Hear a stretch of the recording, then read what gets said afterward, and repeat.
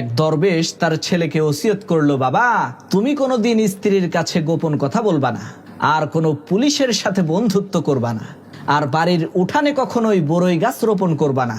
দরবেশের ইন্তেকালের অনেক দিন পর সেই ছেলেটা চিন্তা করলো, আচ্ছা আমার বাবা কেন এই তিনটা জিনিস করতে আমাকে নিষেধ করলো, সেই বিষয়টা তো আমি বুঝতে পারলাম না। এর মধ্যে কি রহস্য লুকিয়ে আছে আমাকে একটু চেক করে দেখতে হবে। যে কথা সেই কাজ।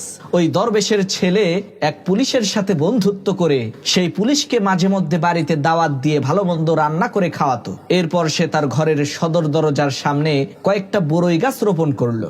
এরপর সে বাজার থেকে বড় একটা ডাব আর একটা গামছা কিনে সেই ডাবটাকে গামছার মধ্যে দিয়ে একটু লাল রং লাগিয়ে রাতের বেলায় তার স্ত্রীর কাছে এসে বলল, এই আমি তো একটা মানুষকে মার্ডার করে ফেলেছি, এই যে দেখো ওর মাথা নিয়ে এসেছি, এখন আমার সাহায্য প্রয়োজন, তুমি আমাকে একটু সাহায্য করো। তো তারা স্বামী স্ত্রী দুইজন মিলে গামছার মধ্যে থাকা ওই ডাবটাকে বাড়ির পাশের একটা জঙ্গলের মধ্যে পুঁতে রাখলো।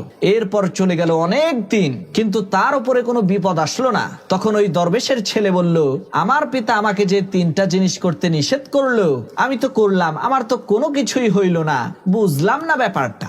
এরই মধ্যে হঠাৎ করে সেই লোকটার সাথে তার স্ত্রীর তুমুল ঝগড়া শুরু হয়ে গেল। তখন তার স্ত্রী তাকে হুমকি দিতে লাগলো যে আমি কিন্তু তোমার সব গোপন কথা মানুষকে বলে দেব। যে কথা সেই কাজ। তার স্ত্রী তারই পুলিশ বন্ধুর কাছে যে মাথার মুন্ডু পুঁতে রাখার কথা বলে দিল। সেই পুলিশ এসে জঙ্গলের মধ্য থেকে মাথার মুন্ডুটা তুলে দেখে সেটা একটা ডাব। পুলিশ বলল, এটা তো ডাব। লোকটার স্ত্রী বলল, আরে না, আমার স্বামী মাথার মুন্ডুটাকে সরিয়ে এখানে ডাব রেখে দিয়েছে। লোকটার স্ত্রীর কথা বিশ্বাস করে পুলিশ লোকটাকে উদ্দেশ্য করে বলল, ইউ আর আন্ডার অ্যারেস্ট। পুলিশের এই কথা শোনা মাত্রই লোকটা পালিয়ে যাওয়ার জন্য দিল এক দৌড়। কিন্তু দুর্ভাগ্য, বাড়ির সদর দরজায় থাকা বড়ই গাছের কাঁটা তার পায়ে বেঁধে গেল।